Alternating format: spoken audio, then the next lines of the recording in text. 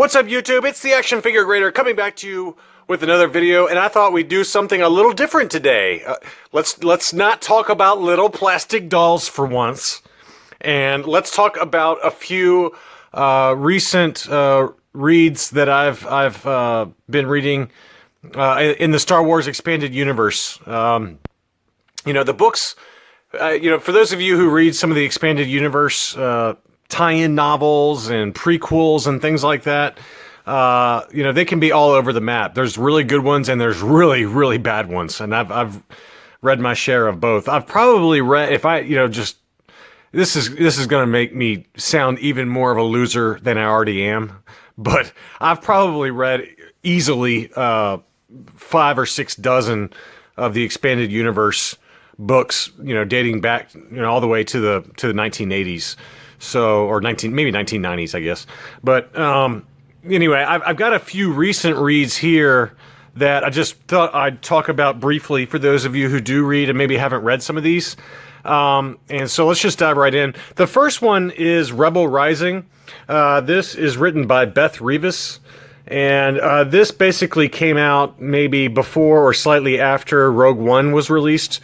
And it basically covers Jyn Erso from the if you remember in the movie, she is a child, and her, I don't want to spoil the movie. Well, I mean, gosh, the movie is like 5 or 6 years old now, if not more than that. So maybe not 5. What is it, like 4 years old? So, all right, spoiler alert. If you don't want to know about Rogue One, then don't watch this video. But anyway, between when Jyn Erso was a child and, her mother was shot and killed, and her father, Galen Erso, was kidnapped again to go back and work on the Death Star. And then, it very quickly cuts to when she is in Imperial prison. And this book basically covers the period from when she was rescued by Saw Gerrera up to the start of the movie, when she's an adult. So, on a scale of 1 to 10, I would say this is like a 6 or a 7 at best. But it's not a great book, but it's not bad either. I've read it a couple times. By the way, before I dig into these reviews, I've read all of these multiple times. Okay, so it's not like I just read them once and you're getting a very uneducated review. I've read all of these multiple times, which makes me even more of a loser. Okay, but I have. But I've read this a couple times. It's not bad. It's not bad. I liked it better the second time than I did the first time. So, but it's okay. It's basically just kind of covers some of the her adventures with Saw Gerrera as he is, just forming his militia or rebellion, so to speak, terrorist rebellion, and some of the adventures and missions they go on. So it's not bad. All right, so that's that one. Now, the next one is really a trilogy, at least as of now. Maybe they'll release more, but Timothy Zahn, who's, for those of you who have read Expanded Universe novels, this is a very well-known author in the universe, but he has written a series of 3 Admiral Thrawn related novels, and the first one really is kind of a backstory or origin story for Thrawn. And again, I've read all of these multiple times. I've read this one 3 times. This is an excellent book. This is, to me, a top 10 read in terms of Expanded Universe novels. If you only read any of these, the ones I'm talking about, read these 2, and I'll cover this one in much more detail. But this is a very, very excellent book, and it talks about how Thrawn, joined the Empire, and kind of his how he thinks and things like that. And it's just an awesome, awesome book. I mean, as you guys know, I'm a pretty big Admiral Thrawn fan as a character, and I really wish they would make a movie out of this book, because it is just an awesome read. I highly recommend it. So, and then they followed it up with 2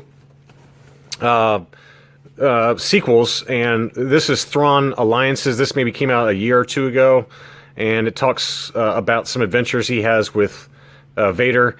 In terms of the Expanded Universe, Vader and Thrawn are basically considered 2 rivals for the Emperor's attention, Emperor Palpatine's attention. And anyway, that's kind of they're teamed up on a mission that they're assigned by the Emperor. But another good read, not quite as good as the first one, but also worth checking out. It dives in a little bit to Vader's backstory, and they go back and basically visit a planet where he was Anakin Skywalker, and it talks a little bit more about Thrawn's kind of knowledge and how he basically deduced, because he's so intelligent, he deduced that Vader was in fact Anakin Skywalker. So another good read. And then this one just came out. This one's Star Wars Thrawn Treason, and not quite. This one just came out maybe a few months ago. I've read this a couple times now. Not nearly as good as the first two. In my opinion, they've kind of gone downhill in terms of the story. This story was by far the weakest, but it talks about, I don't want to spoil this one since it's so new, but it does talk about a kind of another threat to the Empire that is not the rebellion, and that's all I'll say about it. But it's not bad, but not nearly as good as the first two.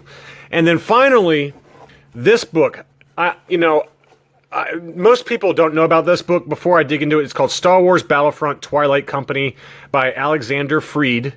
I really want to make sure to get that information out there. This was a tie-in, a book that was tied into the release of Star Wars Battlefront or Battlefront 2. I can't remember.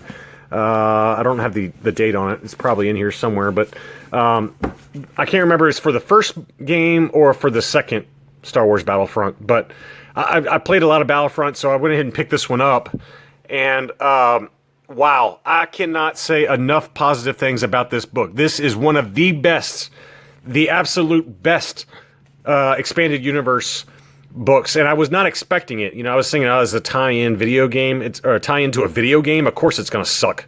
But it is absolutely epic. It is a great book, a fantastic read. I've read it 4 times, and every time I read it, I find new information. I notice new information and how tightly woven the story is, and all the kind of hints they give you as it goes along. But basically, Twilight Company is designed to be kind of, the shock troops for the rebellion. Going in, they're one of the first people on site as it relates to battles, or doing covert operations and all kinds of cool stuff. And it covers Twilight Company and how they form and how they stay together and how they recruit new people and all that kind of stuff. But man, what an epic book. I mean, put it this way. This is how nerdy I was. I actually reached out to Alexander Freed on Facebook and said, dude, why are people not knowing about this book? Timothy Zahn, who wrote the Thrawn Trilogy, is obviously really well known, and these sell hundreds of thousands of copies. I don't know how this one sold, but good Lord, this is such an underrated, unappreciated novel, and you can tell that Alexander Freed has military experience by how he describes the operations and how some of the language they use and things like that. But I'm not military, but I can tell that he either was military or he did a lot of interviews with ex-military folks. But don't let that deter you, though. I'm telling you, this is one of the best written expanded universe novels that I've ever read, and easily one of my top 5, if not top 3, expanded universe novels I've ever read. So that's really all I had. People may or may not care about this kind of stuff, but I just thought it was worth noting, since I've finished up a lot of these over the last 6 months or so. And for those of you that do read them, I just wanted to give you my opinions on them. Thanks for watching.